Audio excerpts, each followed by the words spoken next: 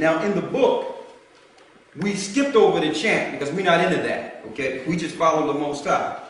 But at the end of their chant that they do to their God, the name at the end of the chant is Jehovah. Right there with my finger. You see that? The name at the end of the chant is Jehovah, which is synonymous to the tetragrammaton YHWH. Okay? Now I want to make this clear before we continue. Okay? At one point, when I first found out that I was a Hebrew Israelite, I was under a group or some teachers that taught us that Yahweh or Yahweh was the name of the Most High. All right? Of course, I called on it. You know, I found out that we are the chosen people. I found out that, you know, we're the people of the book. All this information they had, there was no way for me to know that they would lie to me about the name of the Most High. So in respect to my teachers, the same teachers that gave me certain information, I respected them enough to say, okay, if that's the name of God, I don't know Hebrew, I'll say it. But that was in my ignorance. Okay, I didn't research where my teachers got that name from. I didn't do it. I did not research it at all. I just received it because it was more than I was getting in the Christian church. But when you come down to it, it's all the same gods. You go out of the Christian church to call on a higher deity on the left-hand side. Okay, Satan's vices, man, his devices are manifold.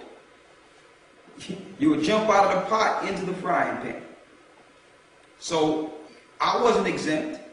At one point, I called on those names until the Most High started revealing understanding through baptism, praying, coming to the Most High, and eventually He revealed the information. Okay, and it was up to us to stand with what we knew was right, and to eventually give it to the people before the deliverance. I wanted to say that. Now let's get back into it. Also in the book Codex Magica, we ran into another book. Get it out of there for me if you don't mind. I think it's right here, right? We ran into a book in Codex Magica, which is called The Witch's Guide. Okay? In this book, it shows us who is the highest god worshipped in witchcraft. It so happened that while a brother was here in Philadelphia, a brother from Baltimore, he went downtown because he noticed this book was in Codex Magica, and he seen this book for almost pennies in a stack of books. He found it by mistake. He recognized it because it was a book that was highlighted or promoted in Codex Magica. So in this book, it gives us the name of the witch's god. You wouldn't take a wild guess and figure out what name the witches are worshiping. Take a guess.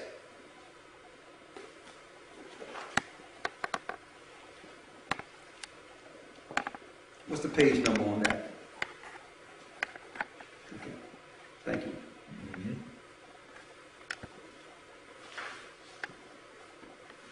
All right.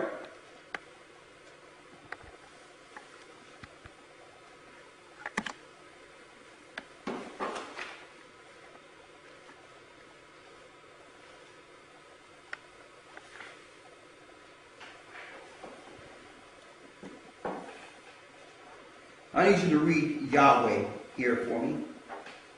What does it say? On the Yahweh, which is the tetragrammaton. And what is Yahweh doing in the witch's god?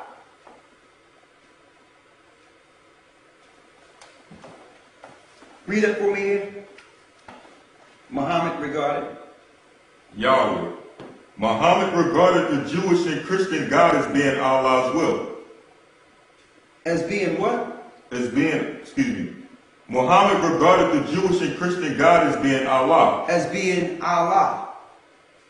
So, Yahweh and Allah is interchangeable. They're the same deities.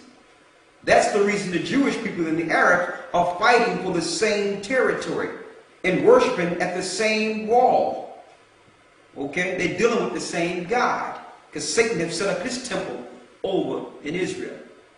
When our temple was sacked in 70 AD, that's where Satan had been ruling from. Okay? So whoever controlled that area gets direct access to the fallen one. It says right here that it's interchangeable. Yahweh. Yahweh, Muhammad regarded the Jewish Christian God as being Allah. See that?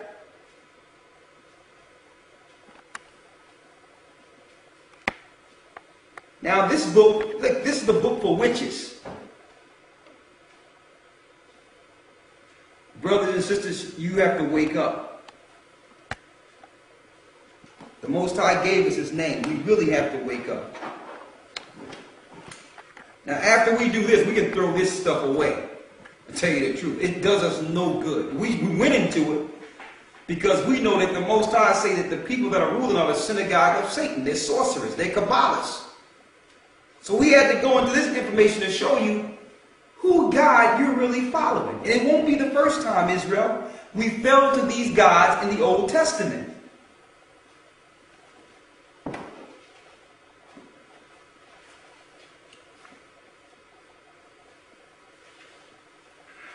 Let me get this here. Page 125. Read this for me real quick, brother. In this book, mind you, there's a chapter on Zeus, which is one of the Greek gods, the highest Greek god, Greeks and the Romans, right?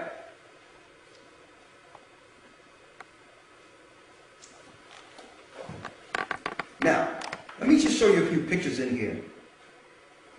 Just so, I'm sure you don't want, it goes into Easter everything, like the real spirit, the witches be in on that day, on Easter.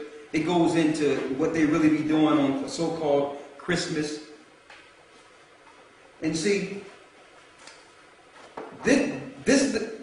see these people sitting around here butt naked in a circle. These are witches and warlocks. These are witches and warlocks here. Okay? And these witches and warlocks be dealing with this right here, the horned one. And it looks like a woman to you, don't it? No, that's a man. That's the spirit of the fallen. That's the spirit of the fallen. Okay? As you can see here, what do it say here about Athens' part when it breaks down Zeus? Read what does it say. And goddesses, if you please. We've been declared redundant wherever Yahweh's in charge. What? But Yahweh has a wife himself. Yahweh have a wife himself. Read. What's happened to Ashtoreth? So Ashtoreth is Yahweh's wife in mythology. Read. Which we know is Nimrod and Semiramis. Read. What's happened to Ashtoreth? Divorce and oblivion. To be fair, I think it's the priesthood to blame more than Yahweh himself, you see. See? It tell you that Yahweh is married to Ashtoreth. Right here. Make sure I have my finger on it. Ashtoreth is the same goddess that our people were worshiping in the Old Testament in the book of Judges before they fell. Yahweh and Baal is interchangeable.